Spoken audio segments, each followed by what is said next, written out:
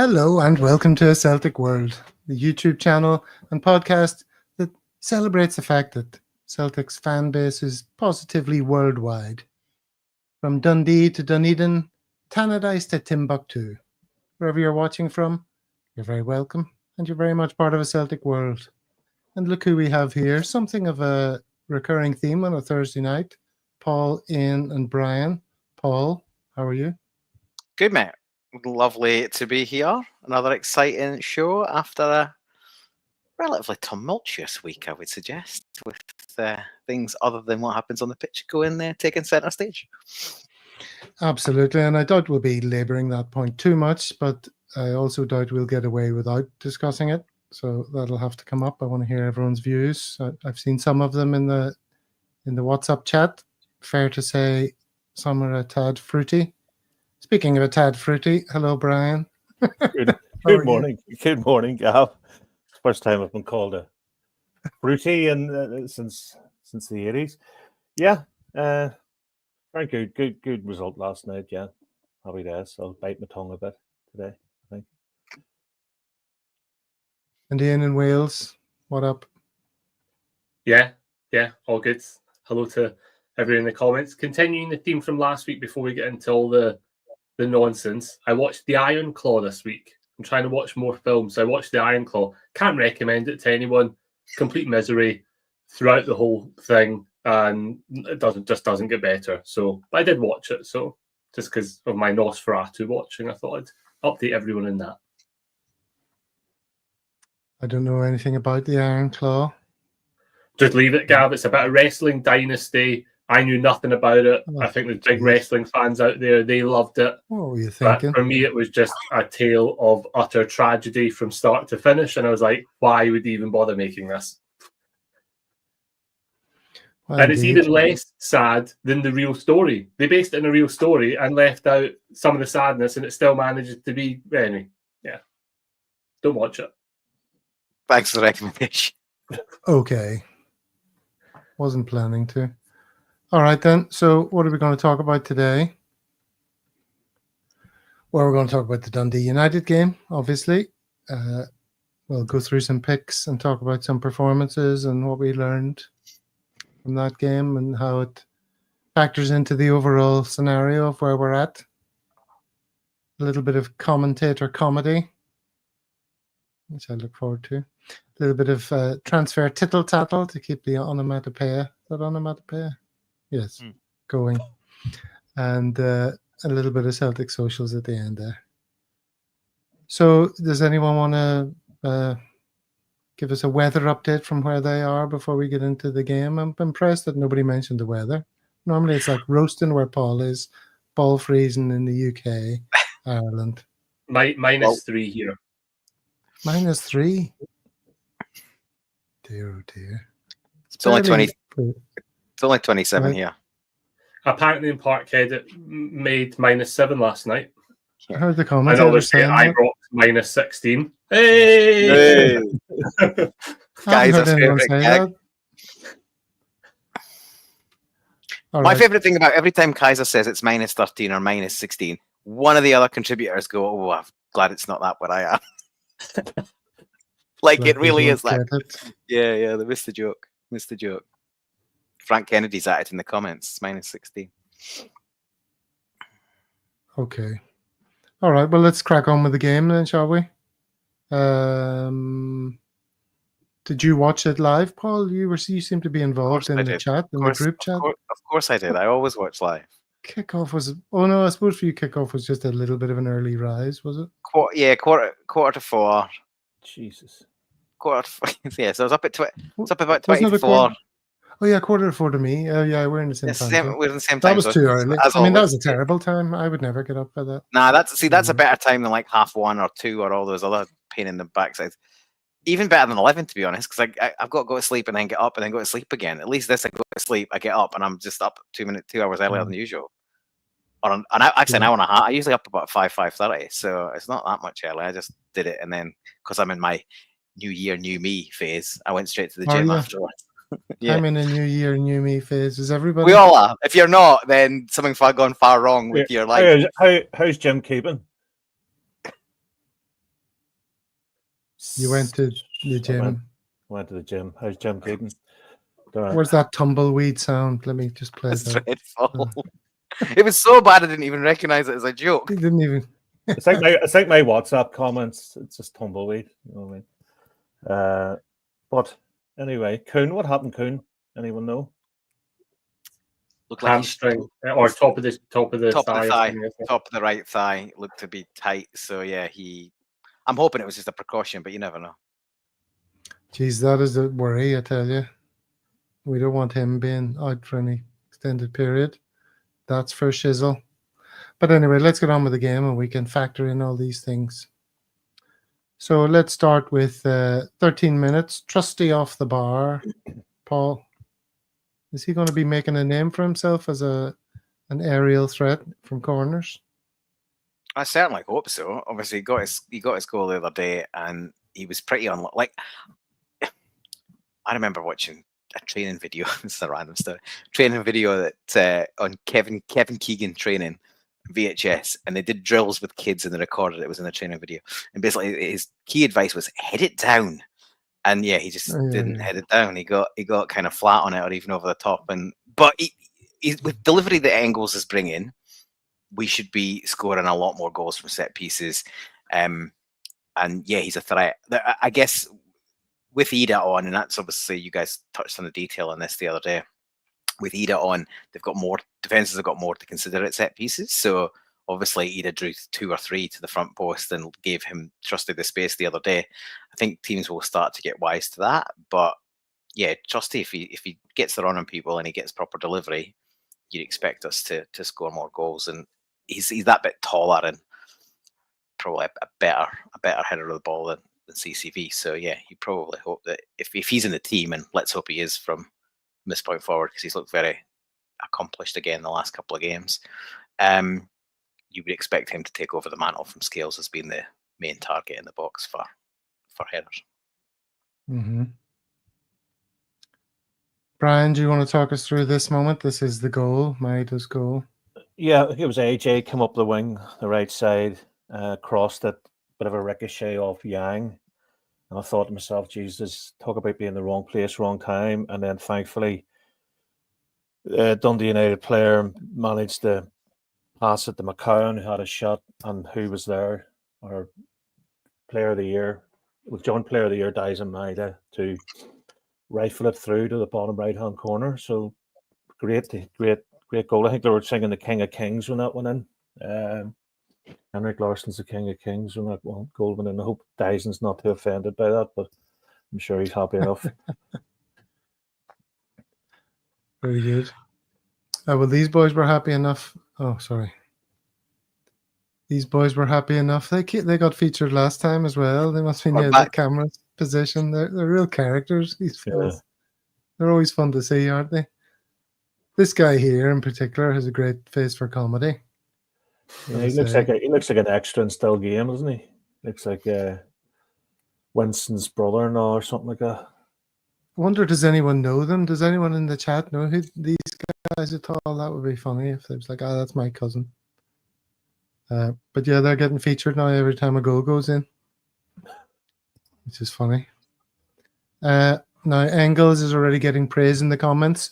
We'll talk about overall performances, I'm sure, maybe after we run through these bits. But he was certainly all over the place in the first half, you've got to say, and nearly scored, sort of stabbed one just wide of the post here, Ian.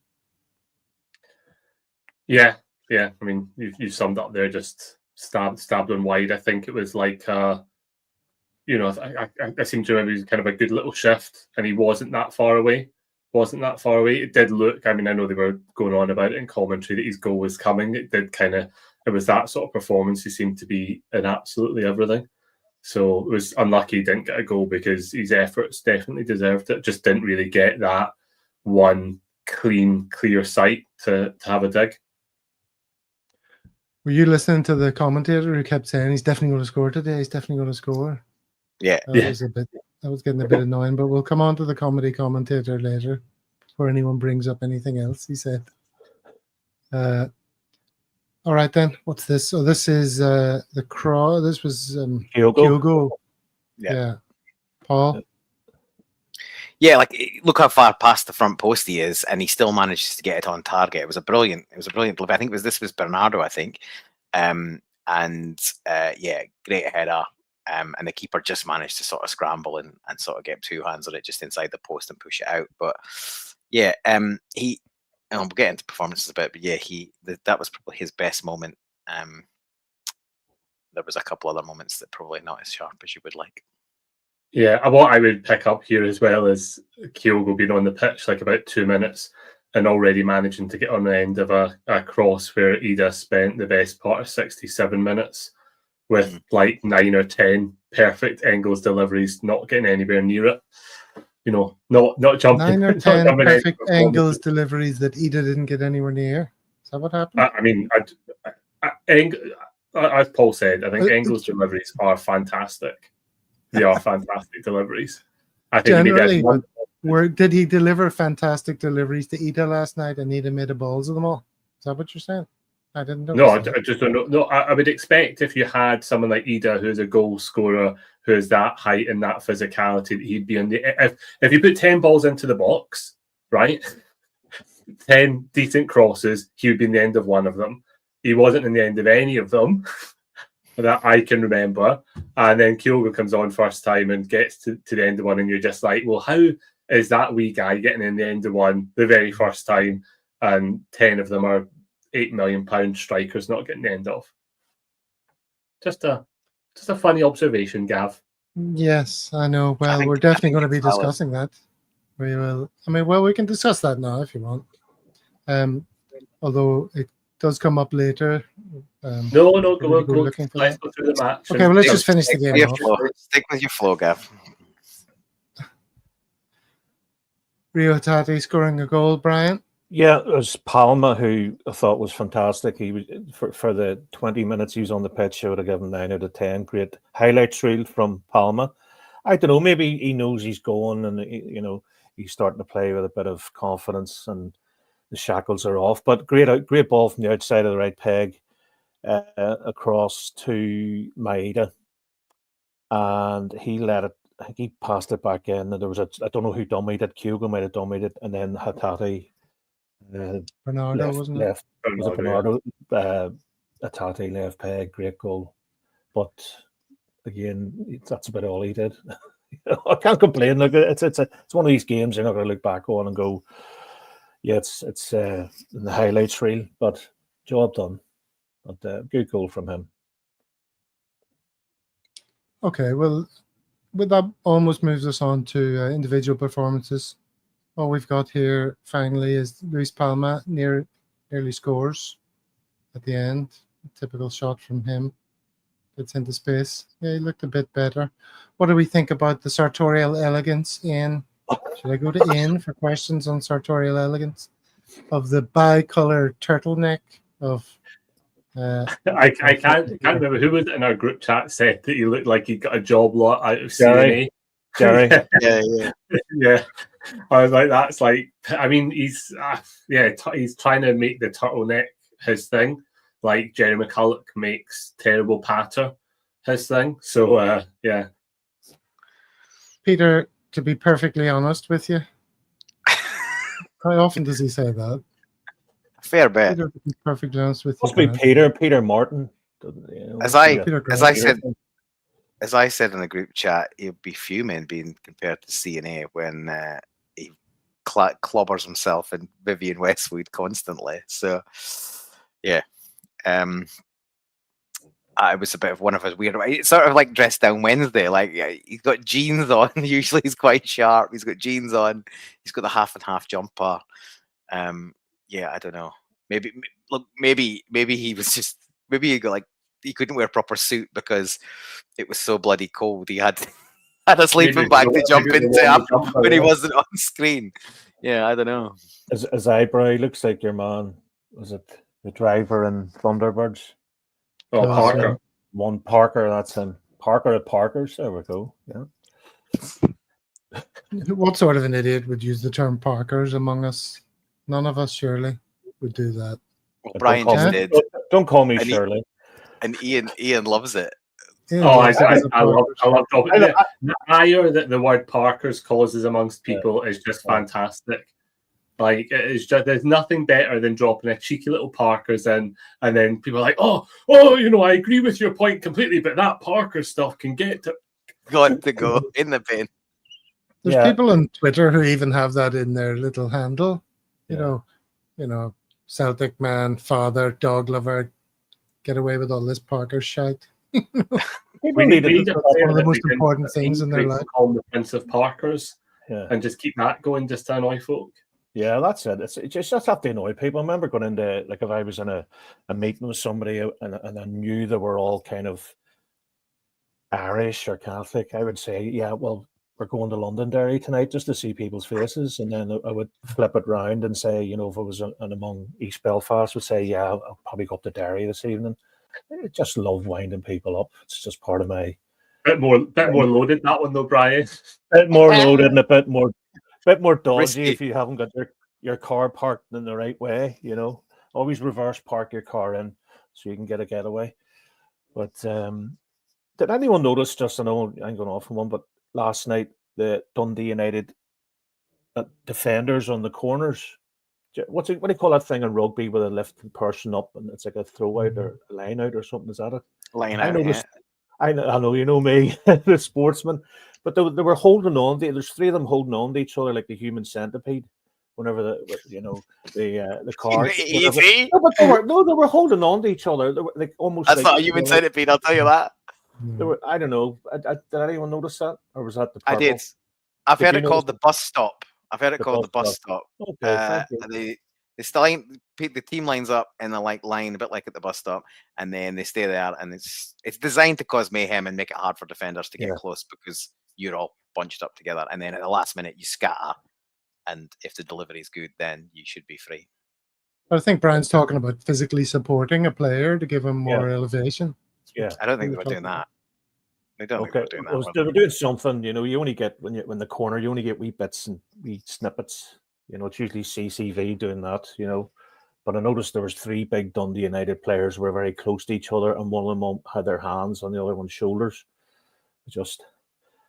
There we go. Have we all seen The Human Centipede, the film? I have not. I'm aware of it.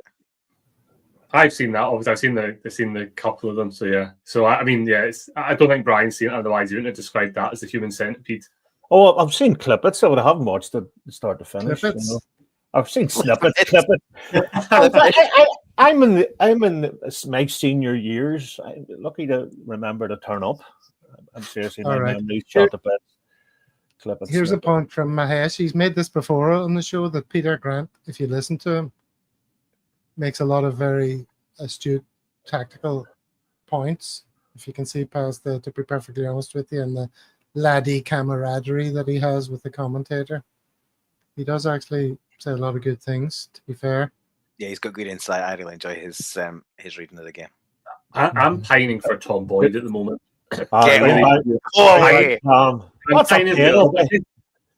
These referees, some of this refereeing decision, are so bogus. We've had for the last, it feels like the last month.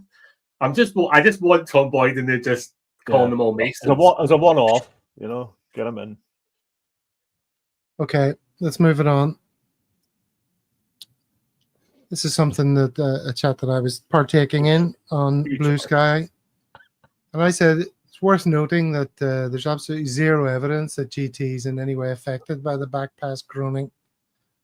Must be used to that by now as chief offender for years. Or the KT chanting up the tunnel for medical reasons. Hasn't said a word. BR confirms he's fine with it. Never a problem in the first place. We seem to be settling into this, it was nothing sort of attitude. GT's fine. Everyone's fine. Fans can sing what they want. No big deal. It's not a big deal, says Brendan now. Who am I to tell fans what to sing? Oh, you have to be allowed to express emotions. So I'll give you a chance to express your emotions. Paul, your considered take on this whole hoo-ha in not too many words, preferably. But I'll try my best. What you think. Yeah. So on the initial comments is where it all started, obviously, and that's where it should have probably been left. It certainly probably shouldn't even got that far. In principle, I agree with some of what he said. Not all of it. I think the GT, Kieran Tierney stuff, nonsense. I don't see how, it looks like he's coming. The fans are excited, a prodigal son returning. GT's not committed to a contract. So, big deal. And Rodgers has refused to quell any of the rumours because he's been very kind of, I can't say anything, but hint, he might be coming. The Celtic Park growing does piss me off. It's always pissed me off. And I remember, I said this in the group chat, Martin O'Neill 25 years ago complained about it in the press, but he did it more eloquently, as you would expect of Martin, and he did it in a better manner and better timed. His exact words were probably even harsher. He said it was about Champions League football and it was about complaining, fans moaning and groaning when the ball got passed backwards. And this genuinely happened. I was in the ground one night for a Champions League game in the early 2000s. Neil Lennon passed it back to the keeper, and there was an audible boo from a good chunk of the crowd. Nonsense. And I think it was after that he made the comment. And O'Neill said, I can educate the players how to play in Europe, but it's harder to educate the fans on how to support the team in Europe. And he didn't come under anywhere near the grief that Rodgers has got for this. But he did it a better situation. It was better timed. I think Rodgers used it as deflection. It was badly timed. It was badly worded. But there's genuine, there's an accurate comment in there, but it was badly timed, and there was no real need to say it. The other thing he did with it is then he allowed him and it to become the story. So the press were desperate to make that the story. They did. In the latest press conference ahead of this match, he got asked about it again, and instead of saying, well, I've covered all that, let's concentrate on the game and move on, he indulged in another 15 minutes of a 17-minute press conference in going around the houses, contradicting himself back and forth, tying himself in knots, saying he didn't say stuff that he did say, and try to sweep it under the carpet.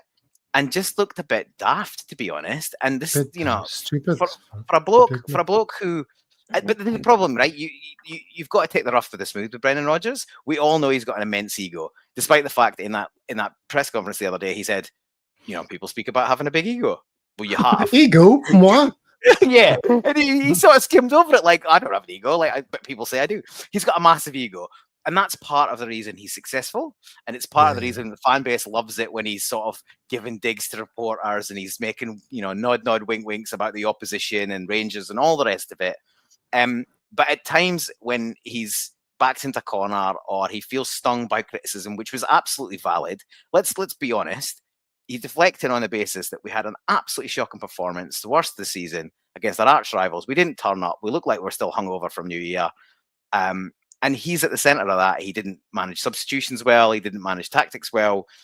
It's at his door as the players. And yeah, he gets a bit of a pass because he's been perfect all season. But he's just got to take it on the chin and move past it. I thought, and the last thing I'm saying is I thought the Green Brigade handled it amazingly. You knew they were going to go in. I thought they were more subtle than I thought they would be. I thought they'd be sarcastically cheering every back pass. That's what I thought they would do. Audibly cheer, exaggeratedly cheer back passes and the things that he said he like. But they didn't. They just get the songbook out and sung for a bunch of ex-players and a bunch of, our main ex-manager of the last 25 years. And yeah, I thought they handled it well. But we need to argue the Green Brigade diffused this. Yeah, I mean, you could argue they handled it far more subtly and they've actually done more to diffuse it than Rodgers has. Because I think we were all waiting on like an Ange Postecoglou song. Like I thought, like if they're gonna, go for it, I think they avoided that. I think they avoided the cheering the back passes, and I think they did it. And actually, it allowed Rodgers afterwards to have a little bit of a laugh about it with his kitman comments. So I think actually Rodgers owes the Green Brigade a bit of thanks for this one because they've done the job of diffusing this. Yeah, quite sure he doesn't think that. No, he probably doesn't, but he should thank them. Well, I don't think we can spend much longer talking about it because it's boring, isn't it? But I think Brian and I are in a similar boat where we're just. I was at risk of a Rodgers love-in or sort of allowing the manager to sort of grow to this sort of status where he represents the club and then my love for the club is reflected into the manager. That's not the case anymore. He's just pissed me off quite a lot with this hoo-ha. And I just think I want him to be successful, see out his contract. That's all fine. But he's just another manager passing through. Yeah. Right, Brian? Brian? Apologies, what did you say? I was going to say, is Paul, donning the Ant Middleton, Brendan Rodgers look at the minute? Sorry, Paul, don't let me give me the eyes. Don't be joking. Did you not see Brendan when he came out? Paul, you're still giving me dirty looks. Stop doing it, man. He's confused, I think. Ant Middleton's this guy, the celebrity SAS, who you do have a bit of a resemblance to. He's a guy. So Brendan's always polished with a suit and tie, and he's, oh yes, we work hard as a team. And then he became a bit riled when he had the black on. So anyway, side issue. My thing with Brendan was the red flag for me was know your place. I thought that was shocking. And I don't want to dwell on the Tom Ford shoes thing. And then finally that, he's an employee of the club. In the words of Roy Keane, do your job. You're there to manage Celtic. You're handsomely paid for it. Greg Taylor, who's on probably 18, 20k a year, 20k a week. If he doesn't want to sign a contract, you're getting handsomely paid to do so. And if you don't want to continue to do that, but with Rodgers, yeah, he just sums up modern football for me. He's very good at what he does. Sometimes his ego gets in the way. The likes of the 7-1 game and the game against Sevco Rangers, whatever you call them, and I just think it was a bit, it was -7, as Ian said, and there's people coming from Ireland to go to those games. Rodgers jumps in his Land Rover and he's away home. There's boys having to get buses and ferries and planes and all the rest of it home. Yeah. I said, I'm drawing a line in the sand. There it is, done. That's the line in the sand. I, for one, was very happy Rodgers came back, and I think he's an excellent manager. For the record, I think going to the point where you just think he's passing through. I think he's the best. He's up there as the best manager. You can argue the case with Ange, but based on the way this season is going, he's the best manager we've had in many a year. Yeah, so just because he's got his ego out in a twist, I'll let it slide. You know what I mean? Like it'll go. If it becomes a habit, you might be worried about it. But I think he's just got a bit riled up, and he's not pre-planned what he was going to say, and he's probably got a bit loose off the cuff. Exactly that one. I was going to say look, because I know annoys Gal, but it's the same thing, right? It's box office Rodgers, right? It's just this time he's box office the wrong people. He's box office the fans, and I think it's just one of those things. To me, the fact that he's not playing Valle and he's continuing to play Taylor shows that he really wants Taylor to sign that contract. So he's doing everything to try and get Taylor to sign that contract, and he's concocted in his head a wee thing that I'll use, like Taylor going down the tunnel and them singing about KT to try and reinforce my bond with him, and he's made a complete arse of it. And as we know with Rodgers, he's Teflon. He won't think he's done anything wrong, and he's fought against it. I think, as Gav said, we maybe going on about this too much. I reckon, look, thanks to the Green Brigade for their handling of the situation and defusing it a bit, a couple more victories, and it'll all be forgotten. But what won't be forgotten, Gav, if we're going on to player performances, because I noticed you didn't have a still of it, was Taylor yet again at 1-0 when Dundee were attacking, playing a blind ball into the middle of the park, which luckily went to one of our players. But this is maybe like the 4th or 5th time in 5 games. So if we're going on to talk about player performances, I'd like to start with Taylor, because I don't want him to sign a new contract. I want him gone now. I've literally had enough of him. So disrespectful. Does anyone who understands football, can they answer that? Well, I understand football because I've played it at a very low level, and I've been a fan of football. But then again, I haven't been employed, so I'm not allowed to maybe make a comment on. Anyway, Greg Taylor. What about Greg Taylor though? It's time's up. I think it's just time get KT in. Get someone in. Everyone's been trying. Right, KT left. Greg Taylor came in and Bolingoli came in. So he's seen off Bolingoli. He's Barnaby. So everyone has tried to replace Greg Taylor in some shape or form. And he has managed to see them off. But then he will not sign this new deal. So it's left back. And it's to the detriment of the team, Brian. That's the thing, because the things that Taylor's been asked to do, Valle is a lot better because he's been trained at Barcelona's academy, coming inside, passing, being creative and things like that. The amount of times Taylor does not get his head up for a cross. See you later, RGL. Taylor does not get his head up for a cross. He just batters it in. If there's not a pass on, you're sure he's going to try and make it in that final third. And I don't understand. He's being played because Rodgers wants him to sign the new contract, because I think, on balance of things, if you look at how much it would cost to replace him, even as a backup and stuff, it is probably the right decision to keep him. And maybe I'm a bit of recency bias with these bad performances that I'm done with him. Like, if I was being a bit more objective, I might say we should have him signed in a contract. He's a decent enough backup, the same as Ralston. It's just the constant playing of him is wearing me down, and I think it's wearing everyone else down, which is why the groans are happening with Taylor. I think the other thing is, if KT comes back and Greg Taylor's a backup, he'll still play more games a season than KT, because you're unlikely to get more than 20-25 games a season out of Kieran Tierney, and we've been through that before. Yeah, I think people have said, if he's the backup, it's grand, but he can't be. We've been trying to replace our left back for ages. I've got a different view. If KT's coming, and we think he is, if he's coming, either try and sign Valle or some other young up and coming from academy that's not getting, because the backup will play more games than Tierney. That's my absolute expectation, and that should be how to get Tierney to be a player for the next few years. He's 27, nearly 28. If you want him to play for another 5 years, he's going to have to be managed. He's going to have to play 20-ish games a season. So if that's the case, then you want a young up-and-coming left back that can dovetail with them, be mentored by Tierney, and ultimately fit the model and be sold for a big fat profit. Like, that's got to be... So I'd be buying... If it's Tierney or another, you'd be buying 2 left backs.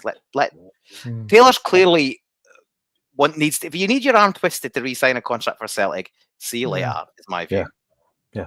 Rodgers is always going on about quality and all this. And Kieran Tierney, regardless if he's injured or not, he is a very, very big upgrade on the left back situation at the moment. So, if we're trying to aim for quality and improve the team and all the rest of it, bringing KT in, if he's fit, will definitely improve the team. And my next thing would be try and improve the right back position. Try and get somebody who's going to compete with AJ, because he doesn't really have too much competition at the minute. Okay, well, before we go any further, I just sort of skipped over something that I meant to do earlier, which is comedy commentator. Well, there was a couple of points on this. Oh, yeah, his name was Jerry. Jerry in the studio passed over to Jerry, the commentator. Did you notice? And he had 2 funny things, which were, he's probably thinking, oh, no, I was racially insensitive in that game. Don't know if you noticed these. But he announced that Adamita had headed against the bar before correcting himself. Oh, no, I mean, it was Trusty. I mean, And then he announced that Kyogo had scored the second goal before correcting himself. Oh, no, in fact, that's Hatate. John Watson, isn't it? It was pretty funny. Yeah, that's kind of what you were thinking. And in fact, after he talked about Trusty heading at the bar, Simon Donnelly, his co-commentator, was like, it's almost identical. He started saying, and I was like, hey, whoa, geez, don't go on that. But he was talking about the cross and the header that he scored the last time. It was almost identical. That's what I was going to say. These big mixed race blokes up front, they all look the same to me. I wouldn't complain too much about that. Remember Watson said that about Cameroon? Yeah. Do you know John Watson? Sorry. I was just going to say, John Watson famously said words to the effect of, I don't think he quite said they all look the same, but he was commentating on Cameroon, and he said it's very difficult to tell them apart. It's like... Yeah. Surely that's why they have the numbers on the back of the shirts, you know. Yeah, and then there was a funny bit of commentary. I don't know if you picked up on it, where he was taking some chances with the words that he was saying. That if he got it slightly wrong, could have been a disaster. But no, Maeda comes in the hunt. But no, Maeda comes in the hunt. Comes in the hunt. Comes in the hunt. Comes in the hunt. Even for our low bar, that's yeah, that's pretty bad. Pretty bad. Could have got that slightly wrong there. Yeah, that could have gone terribly wrong. Mm-hmm. No, I was just going to say that we've got people in my CSC that can't tell the difference between Kyogo and Schmeichel, so not that bad. You can recognise the error. They obviously like a few in the rummer. Yeah. The Walking Tim, don't know if we all know this gentleman.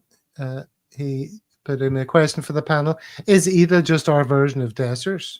Nowhere near good enough for Celtic, and insane we spent 9 million on him.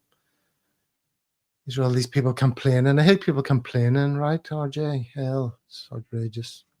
Who wants to make the case for I think, yeah, probably the best time to complain is actually when we're having a good season. I don't think anyone is doubting that, you know, we've had a fantastic season in terms of all the metrics. Could also be argued that we've had our worst European result in the past, like, 20, 25 years in the defeat to Dortmund. We've probably had our worst derby performance, like, in the last 20, 25 years. So there are, like, problems. Do you know what I mean? And I think we do have to talk about those. And we can concentrate and say, oh, everything's well in the garden, but it's not. We can see there are some problems. So I think it's healthy to have a discussion about it and wonder, you know, how it's going to get solved. And I think Ida kind of fits into that. I don't think we should be throwing Ida under the bus. I think he deserves more time because the reason he was signed was he did actually perform really, really well. Like when he was here on loan, it hadn't started off great for him. But I would argue that Ida and Kyogo are suffering from the same thing. People aren't finding them in the box. People aren't creating great opportunities for them on the whole.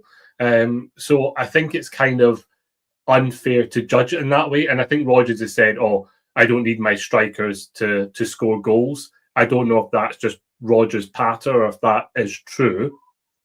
But ultimately, I think Ida, you know, I wouldn't be throwing him under the bus yet. Has he had a great season? No. But I would argue there's a few that haven't had a great season despite it being a good season overall. That's spot on. And let's be honest, we wouldn't have won the double last year without Ida. Yeah. Like his goals in key games and in the cup final fired us to 2 trophies last year. So I don't think there was too many people criticizing the signing of Adam Ida. Maybe a few people raised eyebrows at how much we paid, but unfortunately, you know, that's where we're at in this market, particularly across the border. So yeah, I agree with Ian. I think, you know, it's only a few weeks ago people were slating Arne Engels, and now, you know, 3 or 4 man of the matches in a row, just people starting to open their eyes and see that there's a player there, which was always there if you were looked, if you know football. Sorry, couldn't resist that one. A little bit of Rodgers for you. So yeah, and Ian's also spot on. A service to the main striker has been the problem. We're you know, Maeda and Kuhn have scored most of our goals and produced most of our assists, but in that's, you know, stuff cutting in and arriving at the back post on either side. We're missing out our main striker. They're getting not as much service, or they're having to come deep, or their movement is allowing space for other people, and therefore neither of them are really, you know, firing. There's a bit of chat that you would say Kyogo is, you know, even though their goals and assists I think is pretty similar, and Kyogo's had more minutes. I think, and maybe this is down to number of minutes, I just think Kyogo looks livelier in and around the box. But Ida offers you something different in terms of his physical presence. But neither of the first touches have been as good as they should be. Kyogo came off the bench. Yeah, he's fresh on, but his first 2 touches, heavy, lost the ball inside the box, and away we went. And yeah, Ida, in terms of link up, his link up is good as a focal point and knocking balls off, but sometimes his passing is just still a bit rough and clunky and not super slick and just perfect. So that is kind of making things. But it was only a few weeks ago he scored a couple of goals, including that one with a brilliant touch and turn on the edge of the box and then smashed it in the top corner. So Yeah, I think you've got to persist with him. He's still a young player. What is he, 22, 23? I think get some supply. One of the things that frustrates me about when we've got Adam Ida on the pitch is where's the serve? Where's that whip from Engels, the deep lying one that Kyogo got the other week? That's the kind of delivery he would be thriving on. He's shown he's a bit like Giacomakis in that he's a one-touch finisher. If he has to think about it too much, not as good. But one touch, header, shot, both feet. We've just got to get service into him. And he's, I just think we're not playing to his strengths. Mm-hmm.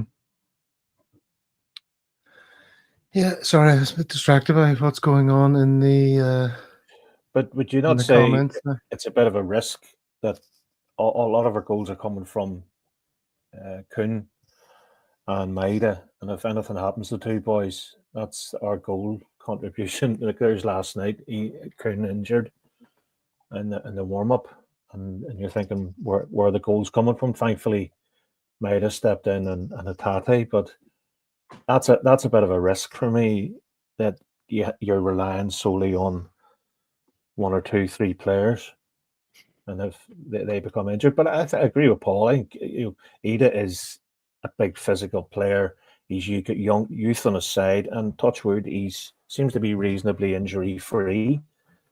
So I think he will come good. He's a diamond in the rough and all that, and his price tag is as a result of people paying like £100 million for Harry Maguire. So. It's not his fault, but I think he's a good polished player. I like his temperament as well. He's good temperament. He gets kicked about. I think the other challenge you've got is with only one striker, there's obviously only limited time for both of them. So neither, and I think in an ideal world you'd give one of them a run, but neither of them have really, looked like the one that's definitely put their hand up and said it's me. I should be the one that gets the run in the side. So there's 60 minutes and half an hour here and there. So yeah, I think that plays into it. But the rotation's good when you've got a busy period, but also it leads to disjointedness across the team in terms of link-up play and players fully firing. And that's the overarching context, though, Paul. That's the overarching context is that with all this criticism of the team we do have to acknowledge they've been playing 2 games a week for absolutely ages, and it's difficult to maintain that intensity because we're talking about, someone was saying about not finding the spaces that we were early on and stuff. There's also teams will be adapting to the way that we play, and we're having to find different ways to beat them. I think Goodwin's a good coach. Dundee were quite well organised. You could see that even when he switched it to be more attacking, and I think it'll be energy levels as well. So I think even though we are discussing this and picking apart some things, we do have to keep in mind that it is like a packed fixture schedule, and we are coming up against really defensive teams week in, week out, and it is tough. I'm not excusing anything because we should have a big enough squad to deal with it. But I think we probably need a couple of players in January just to help guys out because it's not been the best over this last couple of weeks, couple of months, people could say. All right. Well, let's talk a little bit about January then. What might be happening? Stephen Welsh to Mechlin. That's been covered everywhere, I think. Probably doesn't need us to comment too much on it. What about Atalanta are said to be keeping their eye on Arnie Engels? Admirers of the Belgian. I'd be surprised if there wasn't a few keeping their eyes on Engels. As we're talking about his delivery, the thing that sets him apart from a lot of players of his age are obviously amount of top level games, but also his physicality and his technique. He is very unique in that way in terms of people in his age group. So I wouldn't be surprised if it's not just at Atalanta, it'll be other people looking at him as well. You've kind of seen he's gone through a rough patch. He's been taken out of the team and he's come back arguably even better. And so if he can have this sort of Matt O'Reilly trajectory of he has a good season this season, then goes on again, yeah, it'll be the same sort of thing for him. There will be teams that are looking at him, and I think he will benefit from that Matt O'Reilly because Atletico Madrid were looking at O'Reilly, and then he eventually went to Brighton, and I think it'll be that same sort of caliber of team. Although you could argue maybe Atalanta maybe becoming a top Serie A team, but it'll be that sort of level if he keeps it up. And Yeah, if Kuhn keeps it up, this could be trouble, could it not, Paul? Well, if you put those kind of numbers in, people are going to pay attention. Like we can't have this is the perennial problem with Celtic and this is why we need really good scouting and really good pipeline of players. Because if we do our job right, we're going to find diamonds in the rough, polishing them up, and somebody's going to offer us a fat fee for them and them a massive wage that we can't compete with, and they'll go.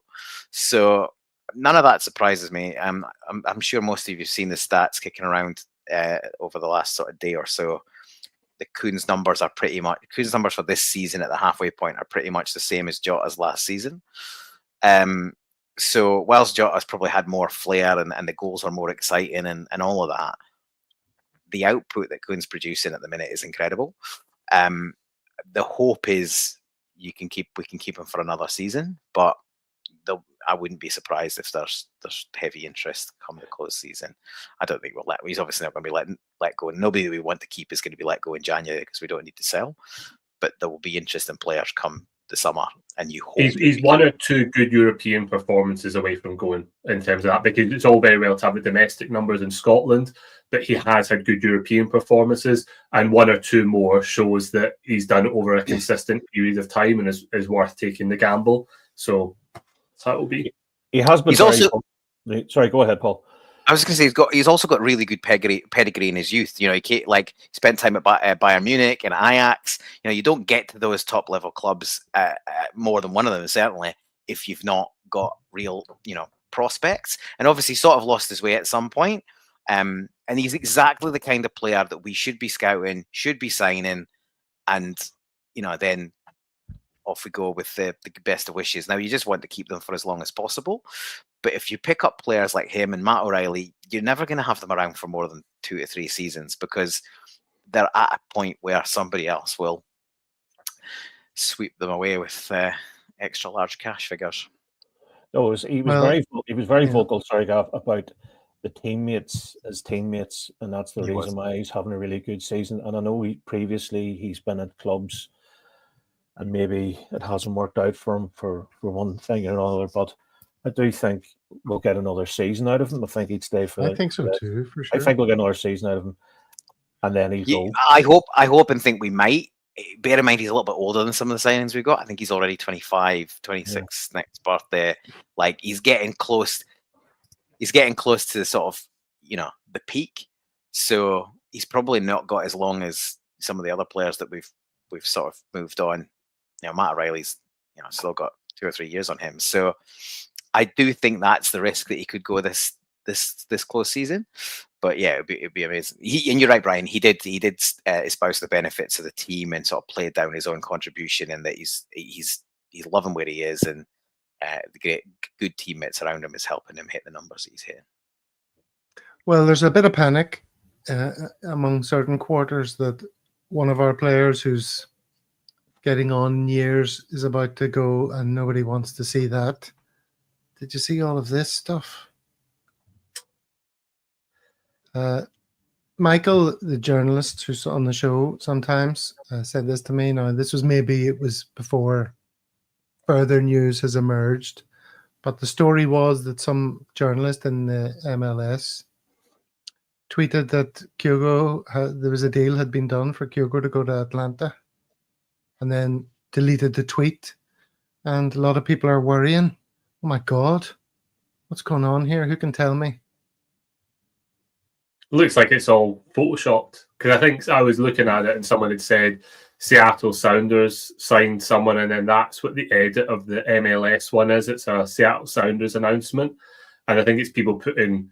I think it started because Ronnie Dyler went to Atlanta and they were like, "Oh, who can we link from Celtic that would be realistic to go to the MLS?" And I think it's just growing legs, because, especially in this social era, it's the clicks that count, and there's no one more willing to give clicks than Celtic fans when it's a Kyogo story.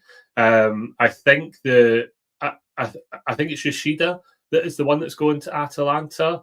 There is a Japanese player already gone. I think he's already gone. But I think the thing is, there's a volume 2 or something like that. But I'm pretty sure there's another player lined up. Look, I think the thing is, it makes sense to. Kyogo's getting a bit older now, and it probably is coming to that time that if you can cash in on him from a business decision, that might make sense. And we all know that our board like to make a good business decision. I cannot see, even through the pantheon of bad decisions they've made, that they would do it mid-season selling Kyogo now, because he's a fan's favourite and it would just cause all sort of disruption unless you add someone very decent, ready-made to come in. So I can't see it, but can I rule it out with this board? Definitely not. Well, I don't think it would happen either, but the Kvistgaard, I probably butchered that, rumours had sort of resurfaced again in the run-up to the window reopening. So you don't know if that's just laziness going, yeah, we'll just recycle this again, or whether there's any truth in that. If there is any truth, his numbers have been really good actually in the start of this season and over the back end of last season. So if there is truth in that, and you know, we've talked about Kyogo not really being a Rodgers type striker.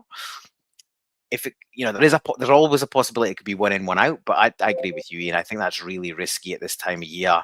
With, you know, we still got Champions League games to play, critical Champions League games. But I know that the window is open in the MLS till right at the end of the month. So in theory, our last Champions League game is the 29th. So it could all still happen right at the death. But I just think it's really risky. But as you say never.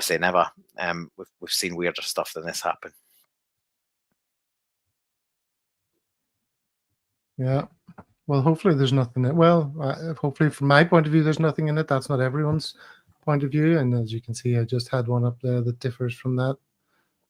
So that's good. All right. Has anyone seen any stories of incoming players or rumors that they think just have the whiff of truth about them? No, but I would say that's probably our pattern over the last couple of seasons, isn't it? We tend to find out only a couple of days before. It does kind of seem to be like the only one that's maybe been a bit more signposted was Arnie Engels. That seemed to be like a week and a half. Everything else, they seem to be just trying to keep it quiet. I think that's mainly because we want to get all the finance sorted, because everyone knows we've got money in the bank, so we probably just don't want people to extort us or a bidding war to be played out. Well, I came across this one last month's Norwegian sports outlet Nettavisen reported that Celtic are one of the teams interested in a swoop for Sarpsborg attacker Sondre Orjaseter in the January transfer window. The Hoops are keen to secure a deal to sign the Norway under-21 international to bolster their options on the left flank, although there was no mention of how much they want for his services. So I did the classic, let me YouTube this guy's highlight reel. And, people poo-poo that and say, everyone looks good in the highlights reel, but you can learn things from a highlights reel. Is the guy fast? Is he direct? Can he cross? Can he shoot? And this guy is exciting to me. And, he is fast. He can shoot. He can beat his man and get to the byline. He can dink balls in from the left, very similar to the way Kuhn does from the right. But he's got a name that's going to cause havoc with the Celtic fans, doesn't he? So I thought I'd play this just to help everyone out. Check this out. Sondre Øresæter, den drakta der, den kledde du. Velkommen. Tusen takk. Sondre Øresæter, Sondre Øresæter, Sondre Øresæter, Sondre Øresæter, Sondre Øresæter. Anyone want to have a go at it? Big Sonny. Sonny's the man. Looks like a good player, though. I hope there might be something in there. Klamala looked like Pelly in his YouTube highlights, so... Who did? Patrick Klamala looked like Pelly in his YouTube highlights. A beady Pelly from Marseille. Remember him?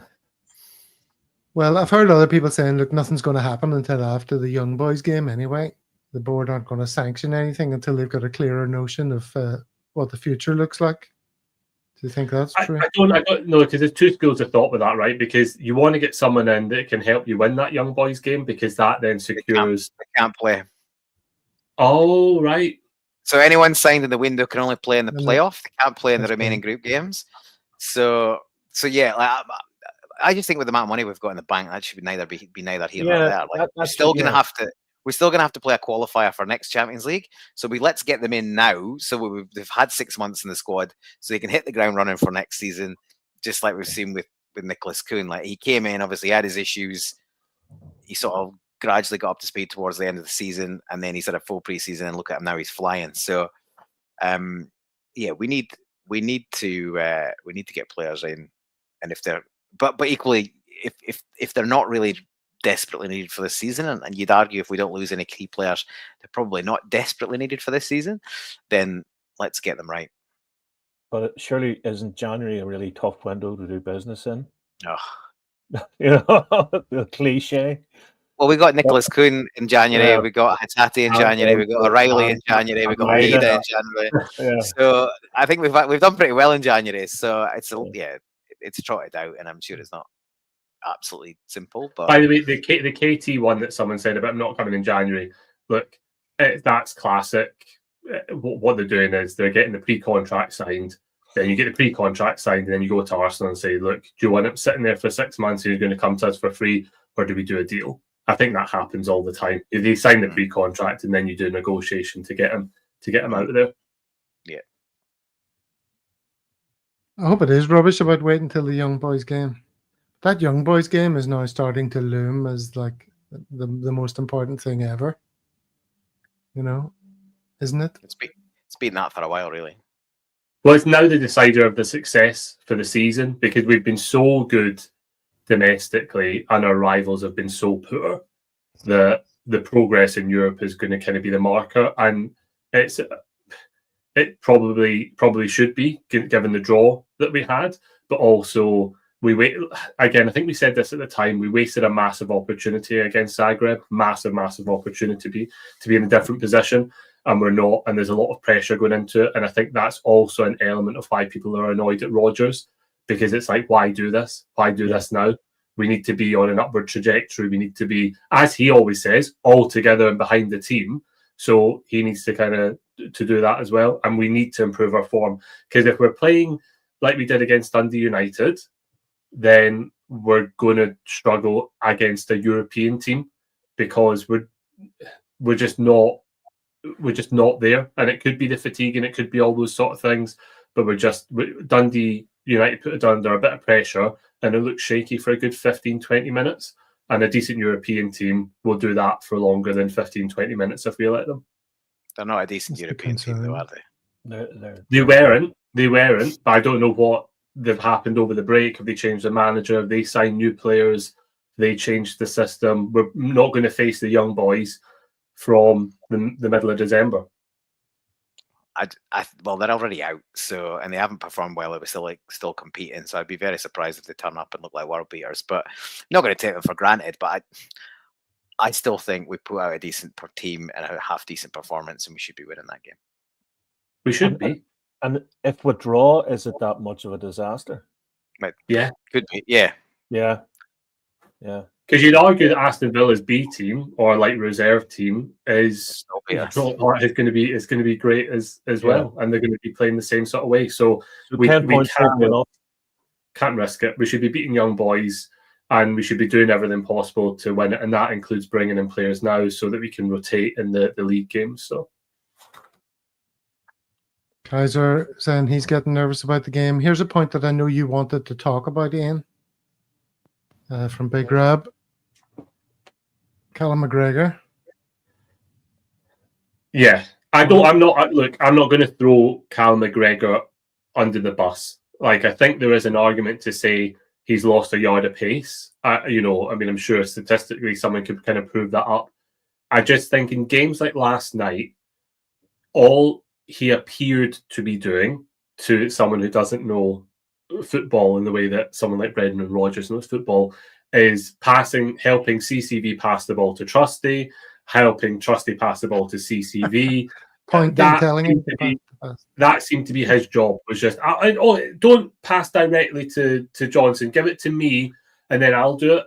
And he was also doing this thing where he was like, instead of passing it to Maeda, he would pass it to Taylor and then motion to Taylor to pass it quickly to Maeda. And you're like, well, you why don't you just pass it to Maeda? So my point is, I think for these sort of games, I think we could be doing with resting Cam McGregor a bit more and finding a different midfield dynamic, because we're not going to miss someone taking the ball from CCV and passing it to Trusty. We're not going to miss that. Let's, one of our better performances recently was against St Johnstone. Yes, it's St Johnstone. They are where they are.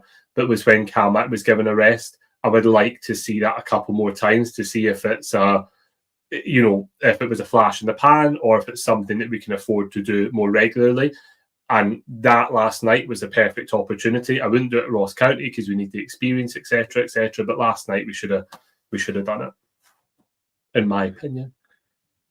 Yeah, well, I don't think we have to preface every opinion with I don't know very much about football compared to Brendan Rodgers from now to the end of the season. Hopefully not. Here's a point from McLaughlin P. We fell into the trap before with Bodo Glimt and Copenhagen in the past, thinking we won the tie before the games kicked off. Yeah, so we got to take it seriously, and we want to see some sort of a build up of quality. But he mentions Copenhagen here, which brings this to mind. Little message from our Danish fans. Here in Denmark, we totally love Glasgow Celtic. Kasper is the latest Great Dane to grace the green and white dynamite. Everyone should click that subscribe button. It's easy and costs nothing. Mon the hoops. On the hoops, indeed. 370 people watching live. If you're new, feel free to tickle that little subscribe button. Help a brother out. It's only our second season. All right. Let's round it up then with just a couple of these little things here. I don't know if you saw this. Tony Cassidy, fan of the show, often in the comments.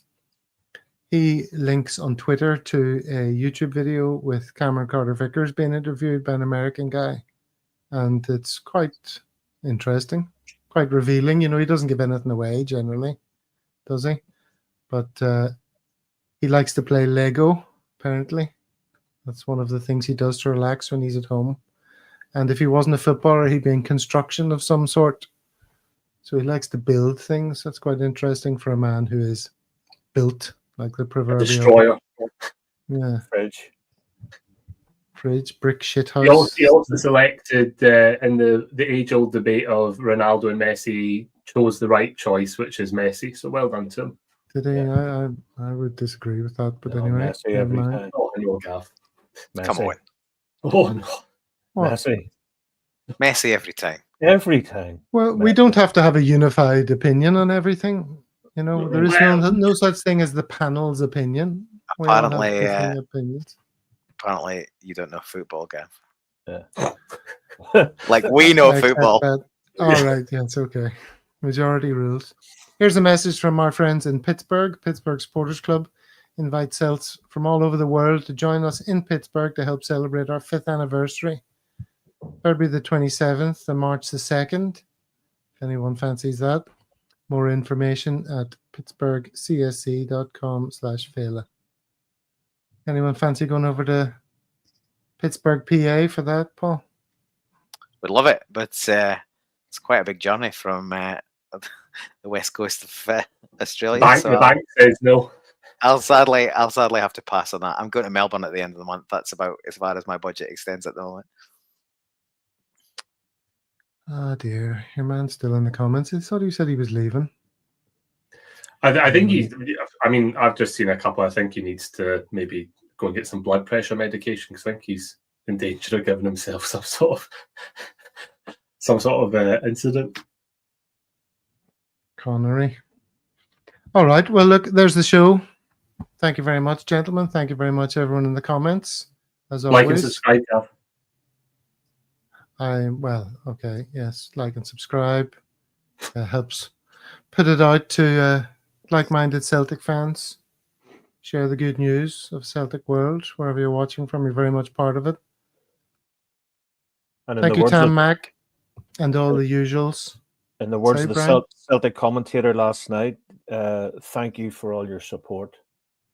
I noticed that was a big thing.